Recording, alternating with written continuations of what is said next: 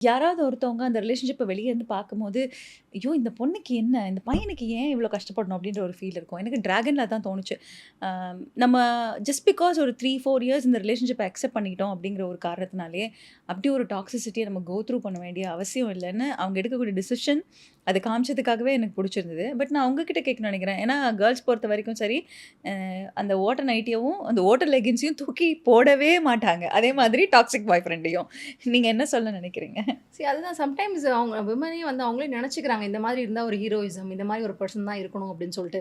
விளையாட நெறைய பேர் நான் சொல்லி கேட்டுருக்கேன். உங்களுக்கு தெரியாது மேடம் இவ்ளோ நல்ல பையனாலாம் இருந்தாலாம் இப்பலாம் பிடிக்காது அப்படின்னு. என்ன சொல்றீங்க? அப்படின்ற மாரி இருக்கும். பிகாஸ் இந்த மாதிரி அவங்க இந்த மாரி ஒரு ஹீரோயிசம் இருக்கணும், இந்த மாரி ரக்கடா இருக்கணும் அப்படின்றதெல்லாம் அவங்களே மைண்ட்ல ஃபிக்ஸ் பண்ணிக்கிறாங்க. பட் ஆனா ரியாலிட்டின்னு வரும்போது இட்ஸ் டிஃபரெண்ட். ஸோ அந்த மாரி தான் நீங்க சொல்ற மாரி நம்மள நல்லா பார்த்துக்கணும் அப்படின்றதே நான் சில பேர் வந்து யோசிக்கவே மாட்டாங்க. இப்ப நான் நெறைய உங்களுக்கு சொல்றதே நீங்க ஃபர்ஸ்ட் உங்கள பிரசன்டபிளா வச்சுக்கோங்க.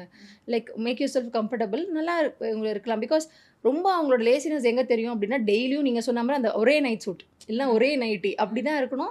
அப்படிதான் நம்ம மைண்ட் செட்டுமே இருக்கும். பிகாஸ் நீங்க ரிஃப்ரெஷ்ஷாவே ஃபீல் பண்ண மாட்டீங்க. Everything starts from you. நீங்க உங்ககிட்ட இருந்து ஆரம்பிக்க வேண்டியது விஷயம்.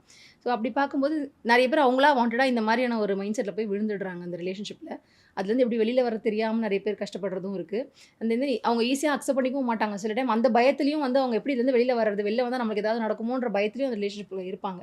So when you feel like it's not right come out. அவ்வளோதான். உங்களுக்கு அது கரெக்ட்டா இல்ல. உங்கள வந்து அது ஹர்ட் பண்ணுது. உங்கள வந்து அது அவங்க மைண்ட் செட் எல்லாமே அது பாதிக்கப்படுது. அந்த ரிலேஷன்ஷிப்ல இருந்தா, அவங்க நல்லவங்க, கெட்டவங்கன்றதுக்குள்ளயே நம்ம வேண்டாம்.